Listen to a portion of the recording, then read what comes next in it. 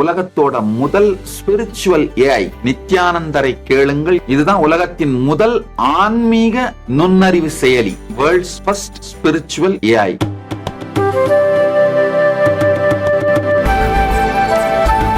பெண்கள் மற்றும் குழந்தைகள் பாதுகாப்புக்காக நிர்பயா நிதி திட்டத்தின் கீழ் மேற்கொள்ளப்பட்டு வரும் திட்டப் பணிகளை விரைந்து முடிக்க அனைத்து நடவடிக்கைகளையும் எடுத்து வருவதாக சென்னை உயர்நீதிமன்றத்தில் தமிழக அரசு தெரிவித்துள்ளது. பெண்கள் மற்றும் குழந்தைகளின் பாதுகாப்புக்காக மத்திய அரசின் நிர்பயா நிதியை முழுமையாக பெற்று பயன்படுத்துவதற்கு ஏதுவாக உயர்மட்ட அதிகாரம் கொடுக்கப்பட்ட குழுவை நியமிக்க கோரி வழக்கறிஞர் சூரிய பிரகாசம் 2019ஆம் ஆண்டு சென்னை உயர்நீதிமன்றத்தில் வழக்கு தொடர்ந்திருந்தார்.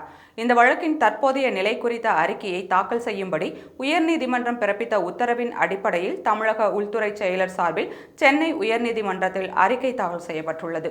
அதில் நிர்பயா நிதி மூலம் தமிழகத்தில் இருக்கும் காவல் நிலையங்களில் பெண்கள் ஆதரவு பிரிவு வலுப்படுத்தப்பட்டுள்ளதாகவும், காவல்துறையில் புதிதாக 13 ஆட்கடத்தல் தடுப்பு பிரிவு அமைக்கப்பட்டுள்ளதாகவும், ஏற்கனவே செயல்பட்டு வந்த 19 பிரிவுகள் மேம்படுத்தப்பட்டுள்ளதாகவும் தெரிவிக்கப்பட்டுள்ளது. அதேபோல பெண்கள் மற்றும் குழந்தைகளுக்கு எதிரான சைபர் குற்றம் தடுப்பு திட்டம், சைபர் தடயவியல் ஆய்வகங்களுக்கு கருவிகள் கொள்முதல் செய்தது உள்ளிட்ட திட்டங்களுக்கு நிர்பயா நிதி பயன்படுத்தப்பட்ட விவகாரங்கள் குறித்து விளக்கம் கொடுக்கப்பட்டது.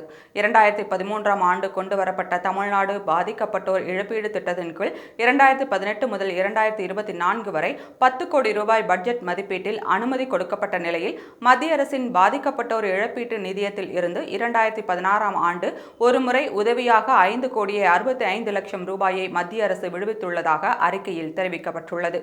பெண்கள் மற்றும் குழந்தைகள் பாதுகாப்புக்காக நிர்பயா நிதி திட்டத்தின் கீழ் மேற்கொள்ளப்பட்டு வரும் திட்டப் பணிகளை விரைந்து முடிக்க அனைத்து நடவடிக்கைகளையும் தமிழக அரசு எடுத்து வருவதாக அறிக்கையில் விளக்கம் கொடுக்கப்பட்டுள்ளது.